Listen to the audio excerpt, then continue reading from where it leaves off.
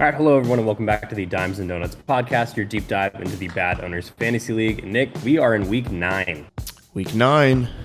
Week 9. We've only got 5 weeks left after this week, and like I said last week, we had a lot of movement on our standings. We had a bunch of crazy games this week. We had somebody eclipse the 50-point mark finally. Can't wait to jump into that. And again, no trades. Are you surprised about the no trades? I am a little bit, especially because the trade deadline is coming up.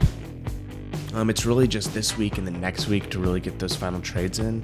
I believe our trade deadline is week 11. So, you got to make sure that if you want anything to make that last final push, or if you want to trade away any talent before the offseason in order to try to acquire a few more picks from people who might be a little desperate to try to make it in the playoffs or make a deep playoff run, now is the time to do it.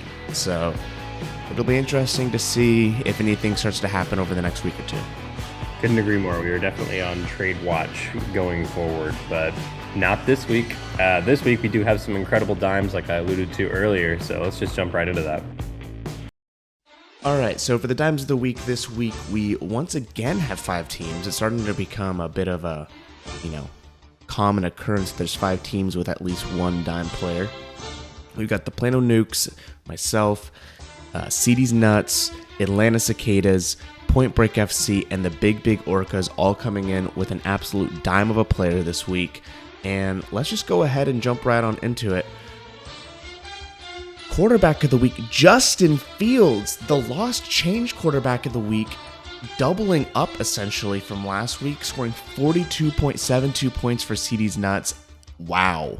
I mean, I will say, I think a lot of people were really high on Justin Fields going into the season. I was not one of them. I was not one of them at all.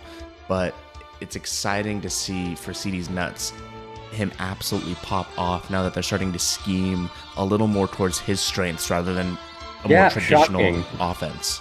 Crazy. You take one of the best running college quarterbacks ever, and you're like, you know what, we're going to make this system guy, right? He's going to be a pocket passer. We know how to use him. He's got a great deep arm. Just because he can throw the ball far doesn't mean that's necessarily, what you're best at. And that goes to show. I mean, he broke Michael Vick's record for most rushing yards by a quarterback in a game. I did see that. Yeah. I mean, this is exactly what, like you said, fantasy owners were expecting from Justin Fields. And, last week when he was some lost change, I remember referring to, I was like, why is he on your bench, CD's Nuts? Like, you have to play him because, their quarterback room wasn't that deep, and he's always a threat to score. And in this league, rushing touchdowns and rushing yards and rushing quarterbacks, this with Josh Allen, are just so valuable. 100%. And I think especially for CD's Nuts, this is a huge, breakthrough as just, schematically for him, because CD's Nuts' other quarterbacks are Aaron Rodgers and Mac Jones.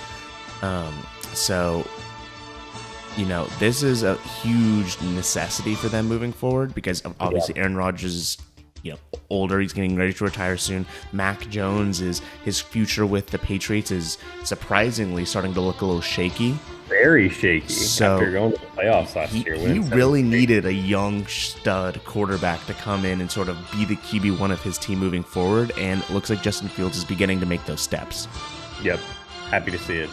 So, Justin Fields with a whopping 42.72 points. That's nothing compared to those next. But the running back of the week, Joe Mixon, with 55.1 points for the Plano Nukes.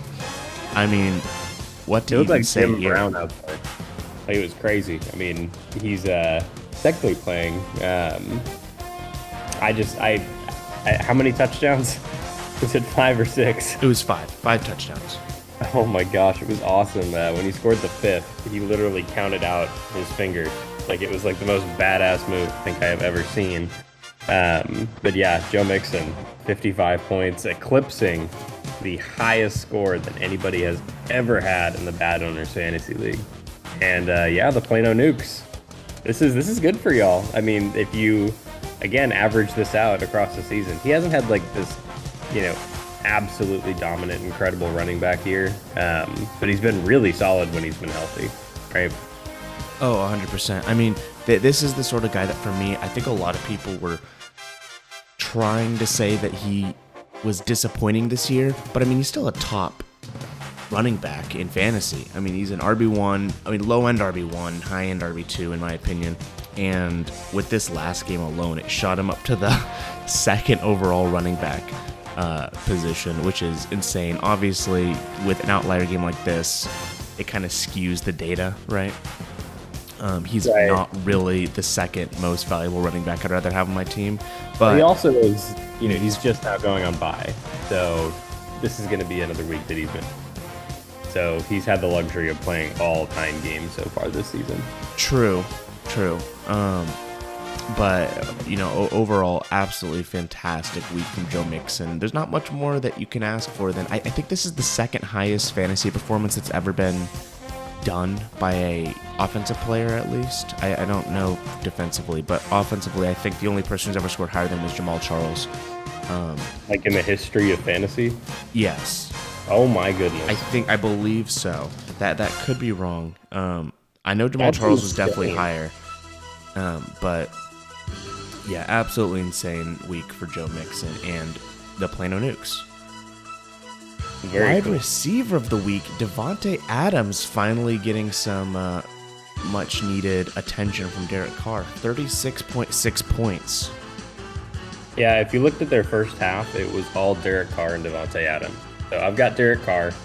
One of the reasons that I thought he was going to put up really big numbers this year in fantasy is because of Devontae. Wherever he goes, he seems to, make that quarterback an MVP. Why couldn't he have done it with Derek Carr?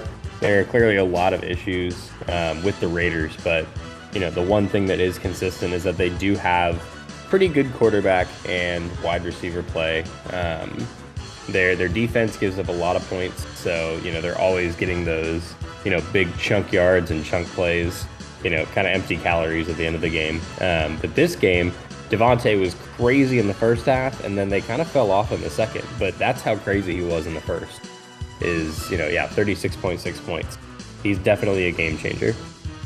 Yeah, and I think especially for the Atlanta Cicadas who, if you've been following the podcast, are trying to establish themselves as a playoff contender and maybe even push for that first round bye, this is a huge help. Especially just because you want to start seeing his target share go back up. This was he was tied now for his highest target since week 1.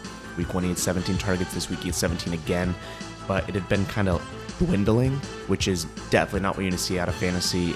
As I feel like everyone kind of knows, the more targets you're getting, the more points you're going to get. It's just how it works. Yep. So it's great to see Devontae Adams get a lot more target share for Atlanta Cicadas. Absolutely agree. Tight end of the week, Dallas Goedert. 24 points for the Big Orcas. Whoa. It's been a long time since we've seen Kelsey or Mark Andrews on this list. I know. It's starting to make our comments earlier on in the season look pretty dumb. Yeah. Again, Kelsey had a bye. Mark Andrews is hurt. Mark Andrews is hurt, but still, that's a little weird to see because I don't even like commenting on tight ends. I disrespect this position so much. But yeah, Dallas Goedert, 24 points. He's on one of the best teams in the league. So, whenever you're in a game and you've got a running quarterback, you're gonna have more tight ends in usually, like a 2 tight end set. And I don't know, is he a good blocking tight end? Dallas Goedert is definitely one of the best tight ends in the NFL right now. Yeah. Well, I know he is. I'm asking if he's a good blocker then. I don't know what you would consider his scheme to be. I don't know if he's like a Kelsey where, he's also a great receiver, or if he's just all around a pretty good guy. He is a great receiver. He's one of the... So this is actually an interesting thing that I saw. One common issue with tight ends and receiving is that tight ends are big guys, right? Like they go down on the line. They're essentially just more mobile offensive linemen in a lot of situations, right?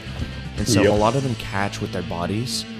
But what distinguishes the best tight ends from the great tight ends are being able to really truly catch with their hands, and Dallas Goedert's one of those guys. And it's funny because you might think, oh, well, that should be an easy thing to learn. It's an easy thing to figure out and take that next step. It's not. It just isn't for a lot of these tight ends. You ever caught a ball from an NFL quarterback? I can't say I have. They throw it really hard. Yeah, and it doesn't look easy. It doesn't look easy. So no, Dallas Goedert's definitely an awesome pick. He's only 27 years old, which for some positions might be older, but for a tight end, that you're basically a baby. So yeah, he'll be fine. Yeah, good pickup for the big Orcas. Huge. All right. Once again, Matt Judon topping the defensive line of the week. All right, I love my defensive line boys. And Matthew Judon is having the quietest 12-sack season of all time. He is absolutely popping off. I love this man. I love watching him play. I love that for some reason the Patriots haven't tried to trade him yet. They probably will next year, just because as soon as somebody like this pops off and needs to get paid, they usually get rid of him. But yeah, Matthew Judon is incredible. I love watching him play. Like, he's just so fast. He's so shifty. Like, I don't know. He's so versatile too. Like, I'm surprised that he's not a defensive linebacker, edge rusher for sleeper. Like, he's not designated as that, is he? He should be. He is. Oh, okay, gotcha. I just saw the DL and it was like weird. Yeah, because I mean, watching him play is it's so awesome. I love it. Great game too. Like I said, 3 more sacks. 100%. I mean, absolute legend. And like we just kind of referenced, linebacker of the week, also Matt Judon, because of that pass rush designation that Sleeper gives, where they're LVDL. He was also the highest linebacker. So, already commented on this, so let's just move on to the DB of the week. Richie Grant, 25 points for CD's nuts. Who is this man? So I was about to ask you, I was going to say, before this week, did you know Richie Grant? Who is this man? I have no idea. That's crazy. Yeah, let me talk to you. Richie Grant this is his second year in the NFL. Okay? He looks like he's 50. Are you sure? I thought the exact same thing while making this.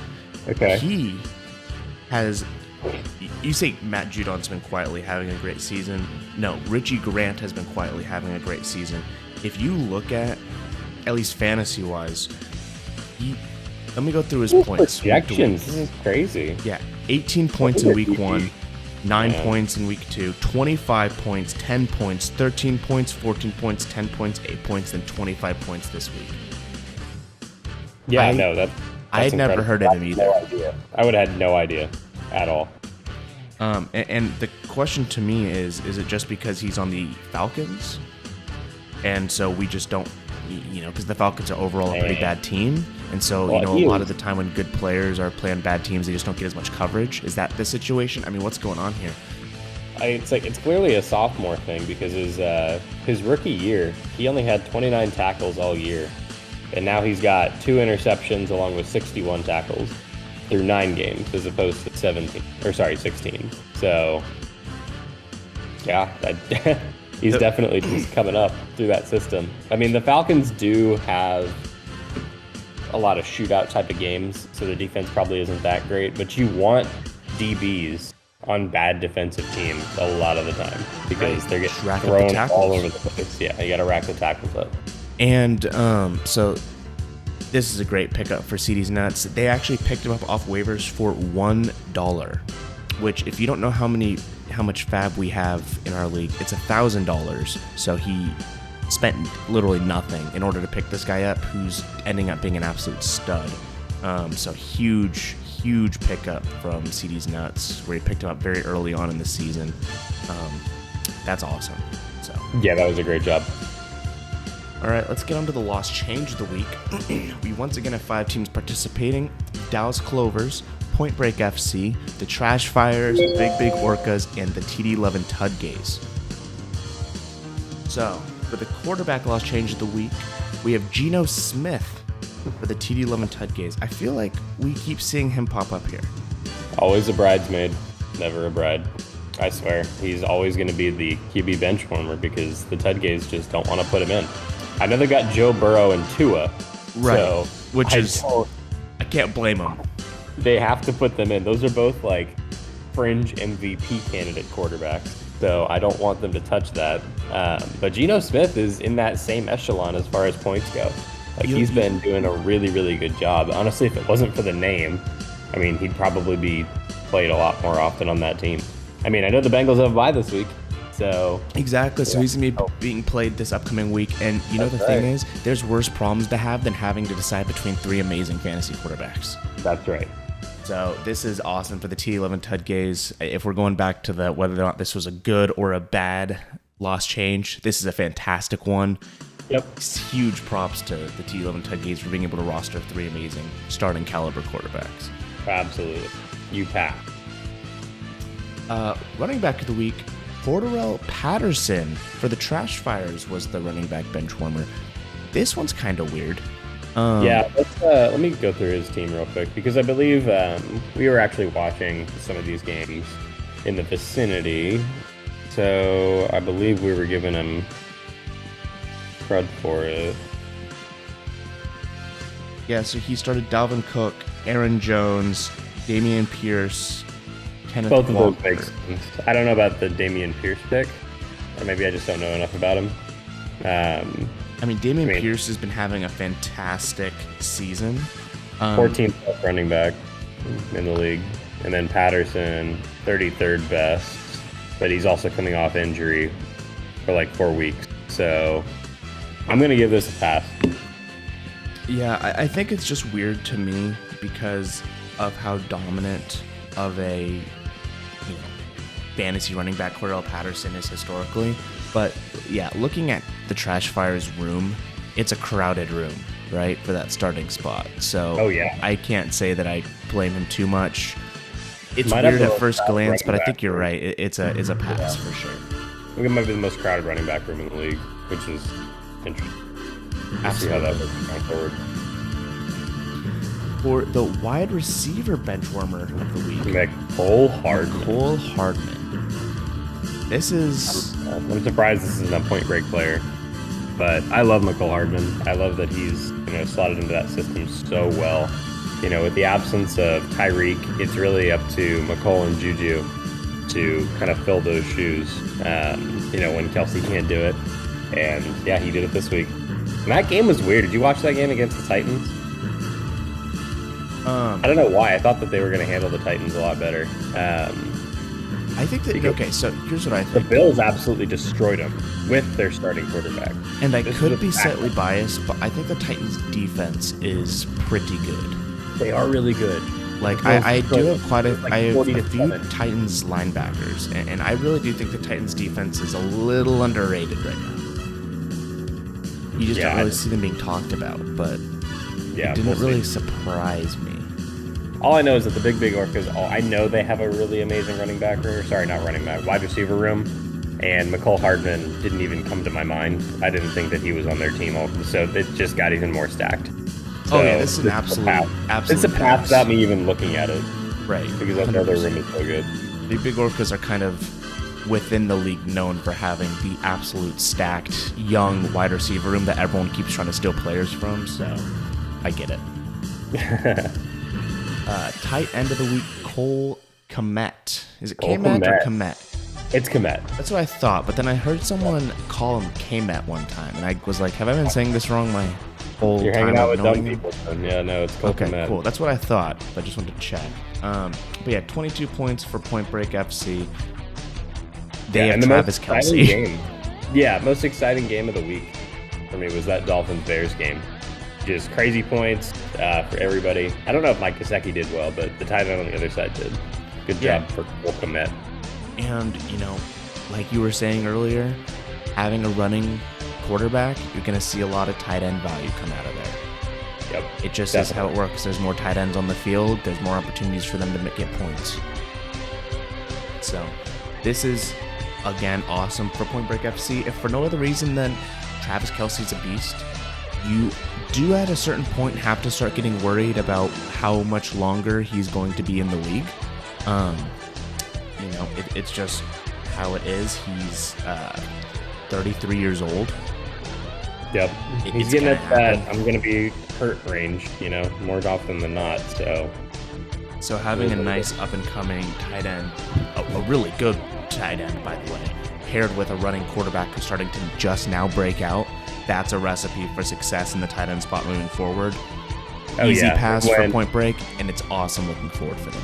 I think so too. When you've got Mooney and Claypool as your two best receivers, you're still going to get a lot of targets. Absolutely.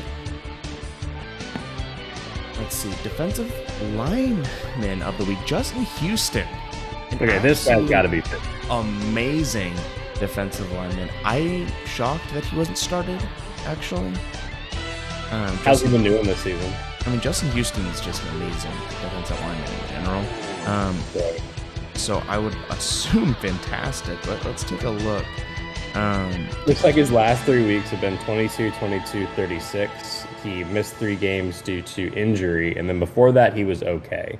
So he was definitely trending up. But we got to look at the team, like, as always, just to make sure that we're, not replacing good players. True.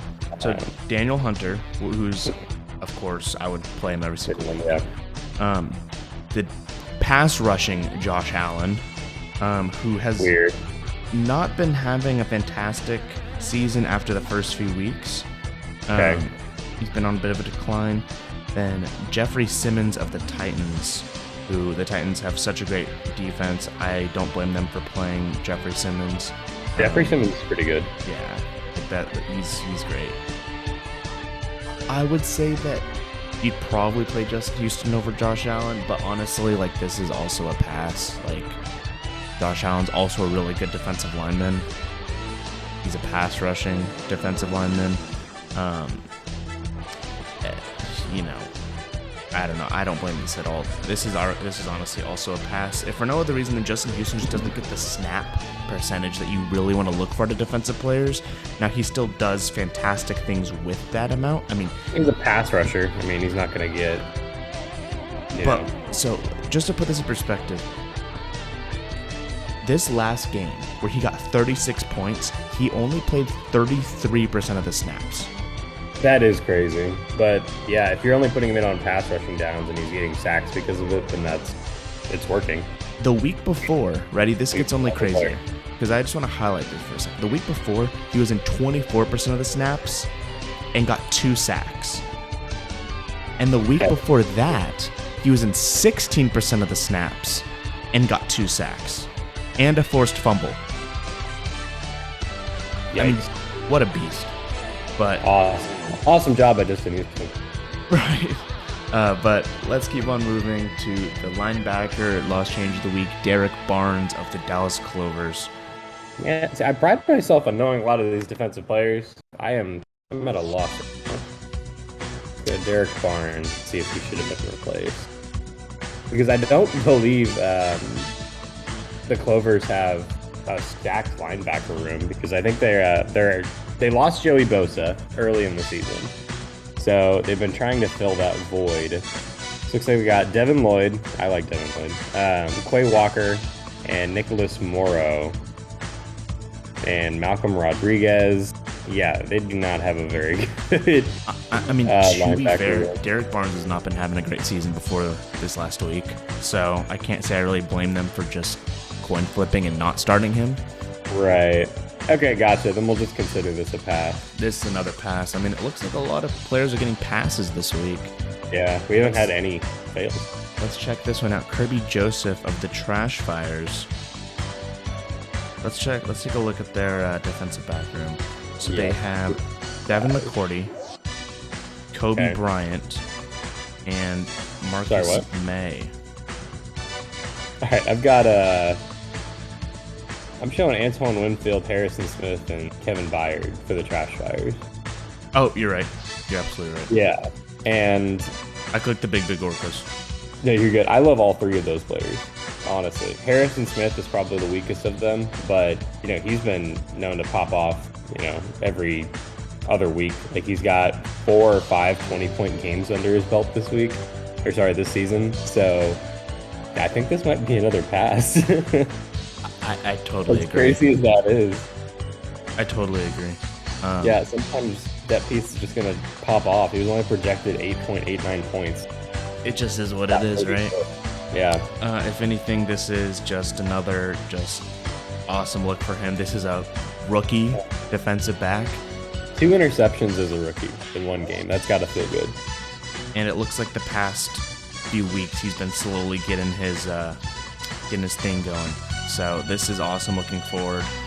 Wow. All right. So it looks like a lot of newer players, younger freshman or sophomore players were popping off on benches this past week, giving people some, hope for the future, right? Some good depth pieces and potential starters in the future. But let's take a look at the donuts of the week, and we have 5 teams showing up here. Yeah, honestly, what are we doing, guys? Like, I think last week we did really well with donuts, but, the weeks before that we had a lot of participation, and yeah, this is not the category you want to be in. Like, unequivocally, no doubt. Not at all. There's nothing good here. So let's just There's hop right never a on good into it and absolutely begin to shame these teams. Shame. Jonathan Taylor with 0 points. Shame. That's a shame, Shame. unfortunately. The ultimate shame. He was literally injured on the injury report, I think a whole day before at least. Pathetic. I believe he went on the injury report either that Friday. Shame. So, yeah. Shame, unfortunately, for the big Orcas. Got to make sure to be checking those injury reports even after the Thursday night games. There's always people that pop up in the next few days. So, not much to say here other than that's a miss. That's a big miss. Naheem Hines. Now, this is a bit of a more fun, interesting one. This is just unfortunate. I really thought that this would be a good player to start. So he ended up only getting about 6% snap participation, and he did get a target that he dropped, but yeah, I would have thought that he would have done a little bit better. Well, I mean, just because, and I know it's not a one-on-one comparison, obviously, but I think watching CMC get traded midweek and then immediately produce for the 49ers kind of probably made Irving Indica think, hey, let's try to throw this guy in. They're probably going to want to use him immediately, when that's not really usually the case. That's where you're wrong. You see, CMC went to Stanford, and he's a real lunch pail guy. So obviously it was so easy. Yes, of course. Dude, I heard so much of that nonsense, like when he first got traded. A real scrappy guy.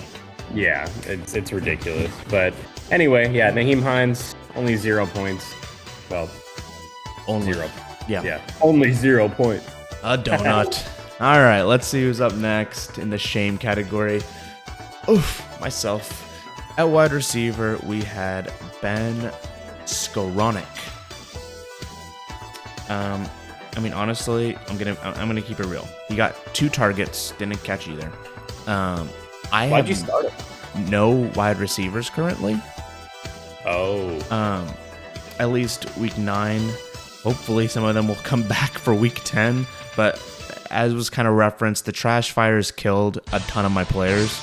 And ever since then, I've been struggling to even find depth pieces. And the funny thing about this is he wouldn't have been replaced by anyone that did too much better. So That's really sad. This looks weird at first, but it doesn't get too much better than that. So I didn't really have too much of a choice. I don't know. You can render judgment on that if you want to check out what my team looked like that week. But I'm pretty comfortable with this. I'm looking for it right now. I'm going to give you a pass. All right. That's what I like to hear. Tyler Higbee with 0 points. So the funny thing is, both of those, Ben Skowronek and Tyler Higbee are Matthew Stafford products. And, I can only blame Matthew Stafford for both mine and CD's nuts' shame this week. Yeah, as someone that owns Matthew Stafford now, that's a tough one, for sure. You definitely don't want your receiving threats to be tied up with what I used to think was one of the best quarterbacks, and this season is kind of making me think that it might be time for him to pack it up. Yeah, it turns out if you lose one of the best, left tackles of all time, that sucks. 100%. Their whole offensive line looks totally different this season. The whole line is terrible. Like, you can't use aging quarterbacks and expect to win without an O-line. I mean, look at Brady right now. His offensive line's been decimated. His weapons have been decimated. So therefore, he has been decimated. Got to build around the quarterback, people, inside out. 100%. So yeah, I'm gonna give this one a pass. I mean, why would you not start Tyler? What? Tyler Higbee? Absolutely. Yeah. Are you what other tight end does he have to play? Let's take a look. Dalton Schultz was on bye, and Okay. actually, this is hilarious. Every single one of his tight ends got 0 points. Wow. Yeah, he's got Trey McBride. Okay, gotcha. Never mind. That's fine. I was like, why would you start a Matthew Stafford tight end? But I guess you had no choice. So that's a pass. Absolute Fair pass. enough. Draft better tight ends. And speaking of drafting better tight ends, Shame. Darren Waller, 0 Shame. points. I don't even have to look. This is a massive shame. Shame. He was ruled out like 2 hours before the game started. So shame. Shame. This is one of those things where you just got to be paying attention. Yep, 100%. So, another 0 point, no pay attention. Let's just hop on into the awards of the week. And, I think that this week, the best manager really is just an absolutely stunning guy. It's the Plano Nukes, 91.6% efficiency. What more is there to say other than the Plano Nukes are just, led by an incredible Hall of Fame caliber owner? Man, I gotta update that Roquan Smith photo. Roquan Smith now. Yeah, true. No longer playing for the Bears. But yeah, 91.6% efficiency. I think it's third highest only to the people of the last 2 weeks. The Trash Fires at 92 and myself at 93. And yeah, welcome to the upper echelon of efficiency rankings. Is this your first best manager ever? It might be. I don't remember, honestly. But anytime you're over 90% efficiency, it is a absolutely good week to be a manager. And the funny thing is, I say that, there was actually also, I feel like I should give an honorable mention to the Irving Indica, who also had a 90.8% efficiency, which is also an incredibly high efficiency rate. They just didn't end up getting the best manager because they had to compete against myself. Yeah, that's a great ranking for sure. All right, then let's take a look at the worst manager, the Trash Fires. 77.3% efficiency from the Trash Fires, from a team who we historically have said is one of the best managers. This is a tough week for them. It's a little ironic because last week I had the worst manager and he had the best manager and kind of swapped. So that's right. You guys flipped it. Yeah, it's fun to see. But that's crazy. It looks like the formula isn't working out too well for him. Nope. Yeah, but he's got a very soft schedule. Kind of like the Eagles this year. Like, if you look at the teams that they're playing, I mean, they could very well go 17-0. The Trash Fires, by far, are playing the easiest schedule in the league. Something we didn't really look into until, like this week when I was like, oh my gosh, he's 15-3. Let's look into this. And yeah, it's great though. If you can win as the worst manager, you're doing something right. Absolutely. But it's ironic that you say that because he actually doesn't have the lowest points against, but we'll get into that later, of course, right? That's true. Let's look at the highest points in loss, the Big Orcas, 253.82 to 276.2. I mean, this probably doesn't feel that bad. 253 points, you're not really expecting to win. And if anything, it kind of goes into what we'll see this week where the highest scoring team won because they had a better score than the other team, not because the worst team got unlucky or anything, Right. Like 253 points you tend to lose, so it's never fun to get this award, but at the same time this week it kind of makes sense. Yeah, completely agree. The lowest points in win, on the flip side of that, is the Trash Fires with 276.2 to 253.82. You don't expect to win, especially if you're scoring under 280 that often, but the Trash Fires pulling out.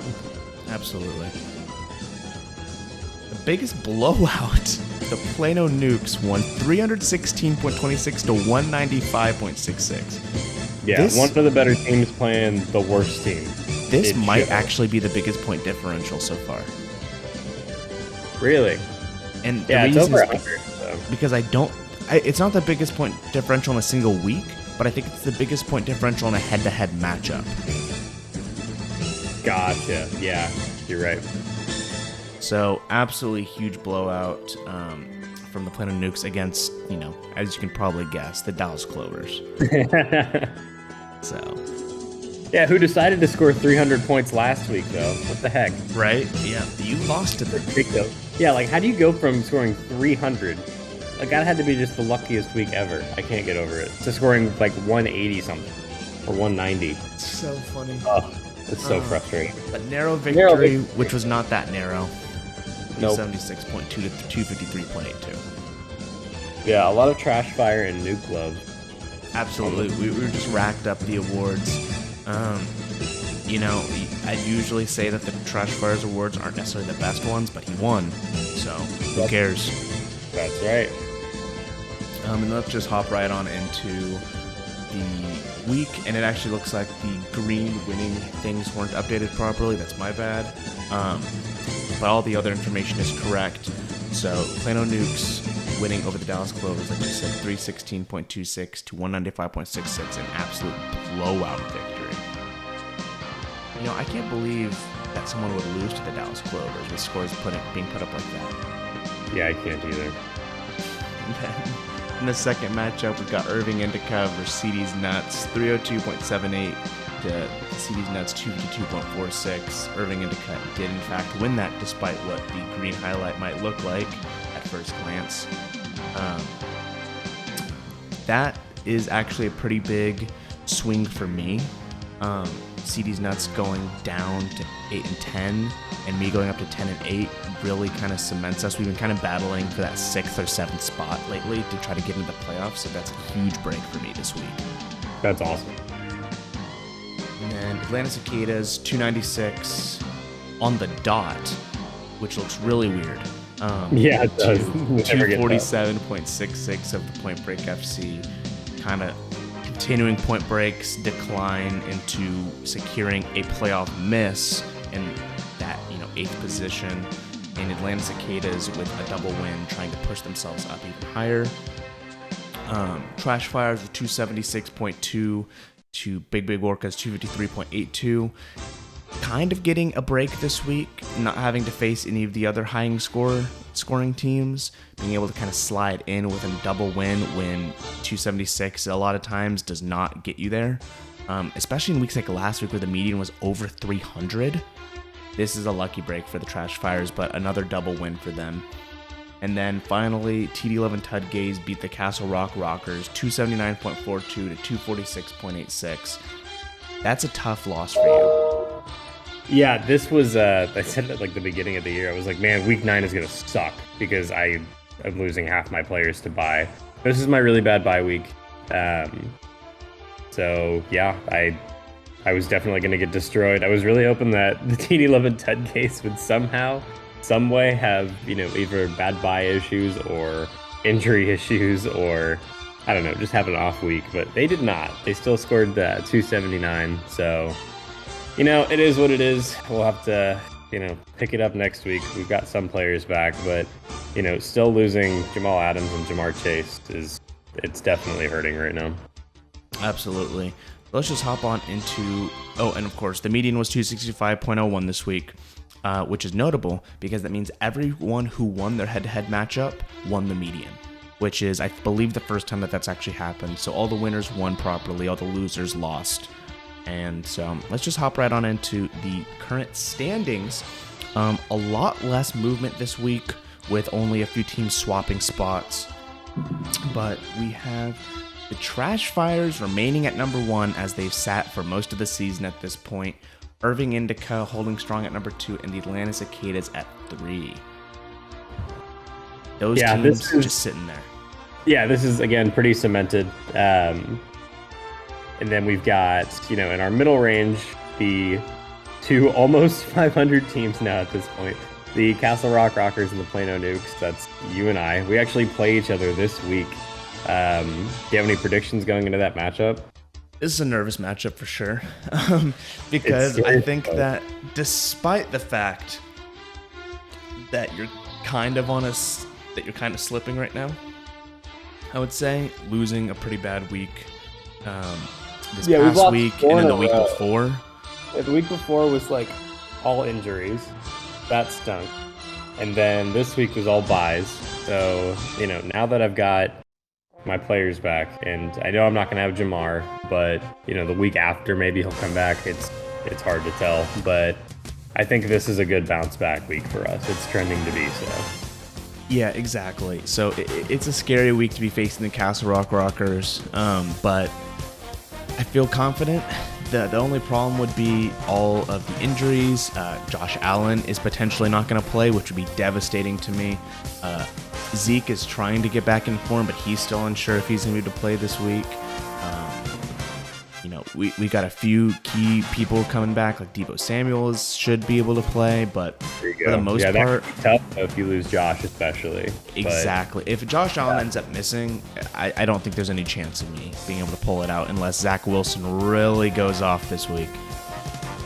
Yeah, no, I think that's probably my matchup of the week, just because of the records and what it's going to mean.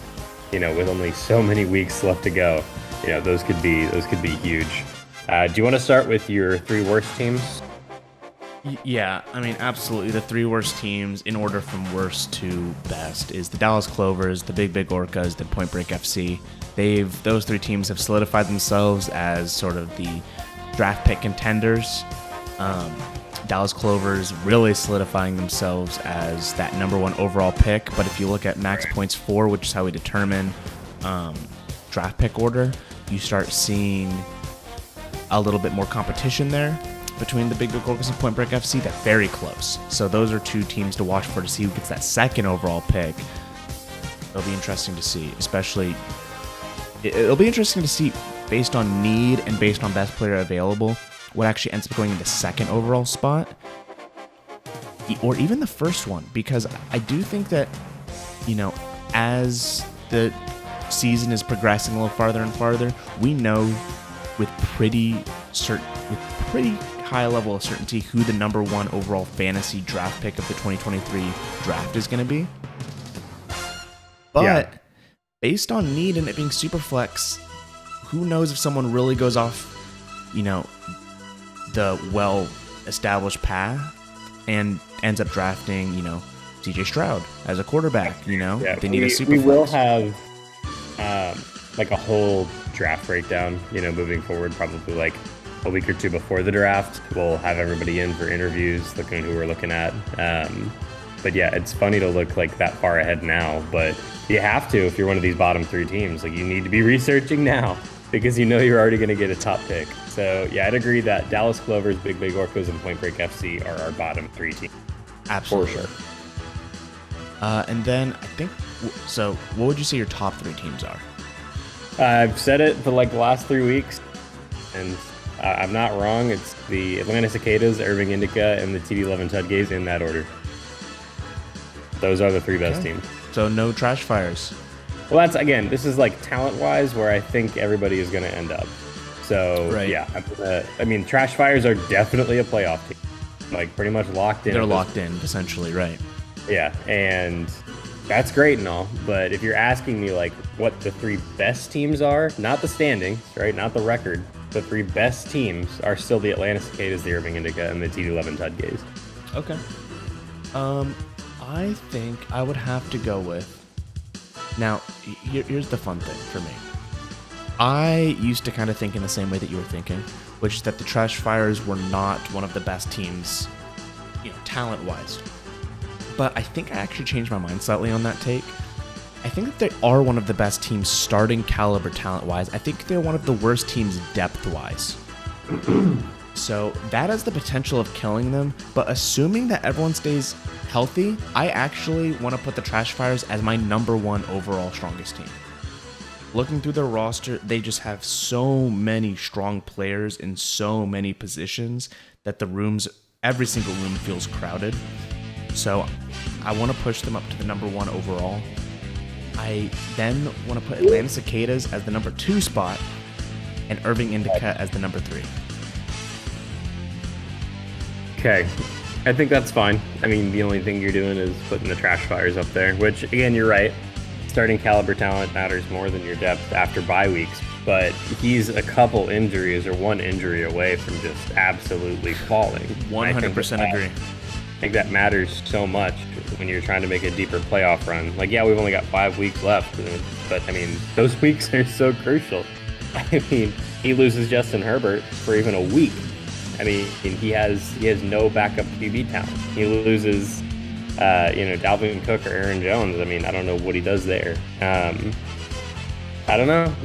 We'll see. I still think I'm going to stick with Irving Indica, Atlanta Cicadas, and the TD Levin Tudgays, and have him as like my fringe 3-4. But I don't know. Yeah, that's how I would rank it currently. No, and I totally get the reasoning behind why you're wary of the Trash Fires, because I completely agree. A few key injuries and their season's over, and it's not even close. Like, they have no. I mean, for those of you who obviously can't see it, you might not realize his only other quarterback on his roster is Jacoby Brissett, and he's not going to be playing in a few more weeks. Nope, he will not be. But guess who will be? Deshaun Watson for the Castle Rock Rockers is going to be making a comeback, so that will be interesting in Week 13 to see how that sort of adjusts the power rankings, right? Yeah, could be big. That'll be definitely something interesting to talk about then once we see, I mean, I guess the week before and then how he ends up actually doing. That'll be really interesting. One thing I did want to point out about this, though, is that earlier you mentioned how easy the Trash Fires schedule is, which I don't disagree with. They're currently at 2,407.24 points allowed, which is pretty low. It's the second lowest points allowed. Right. But who has that number one spot? I have the lowest in points allowed, but that doesn't mean my strength of schedule isn't.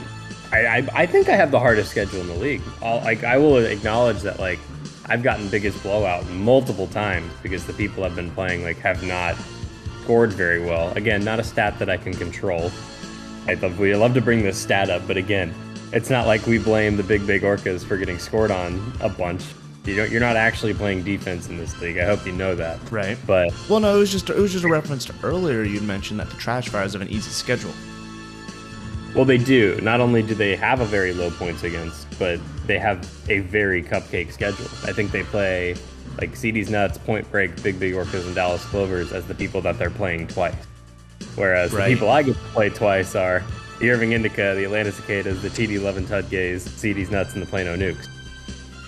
There's not a bad team. Oh, and the Trash Fires. I play every single good team twice, and I only got to play the cupcakes once, and I lost to one of them.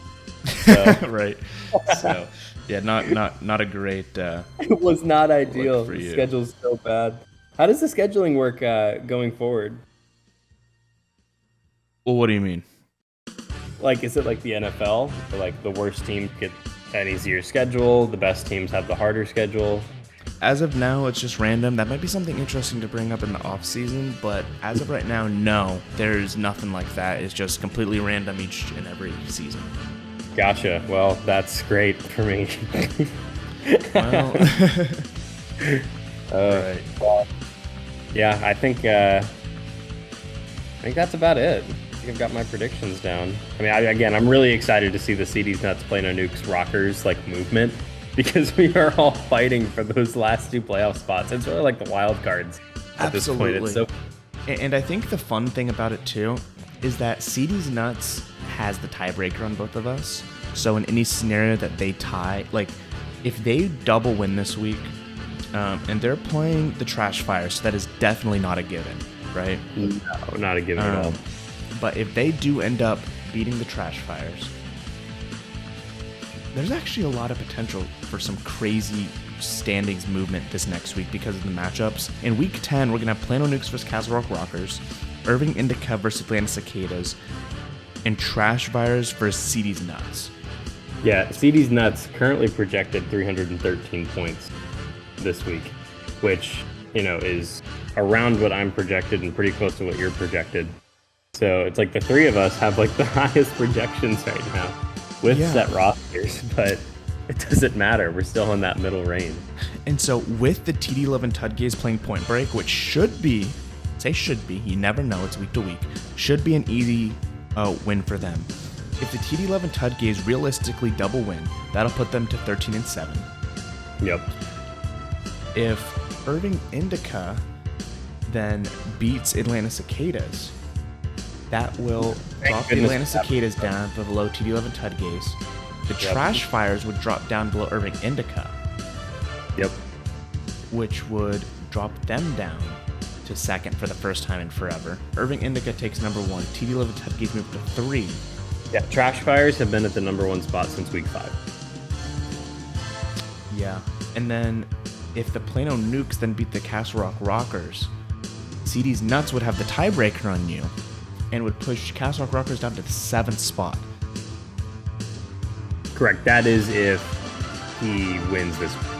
Absolutely. All of that is assuming that those teams win, which, it's an assumption, right? But yeah, you're right. And that's also assuming that you and I at least don't get median wins, which I feel like we will this week. But yeah, I mean, it's just an interesting path that can be seen in which you end up dropping down to 7th. It's totally possible. It's entirely possible. But again, I had my worst 2 weeks these last 2 weeks. I doubt that trend is going to continue.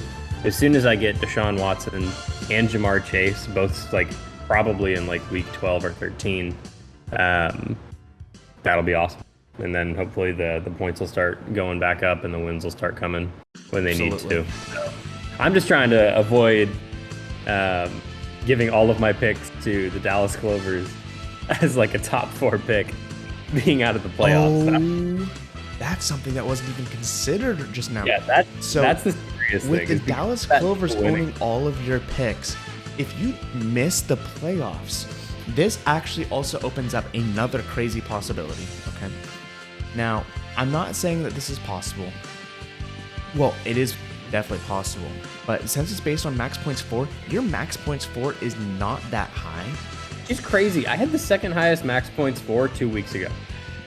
2 weeks ago. I got destroyed the last 2 weeks with terrible scores.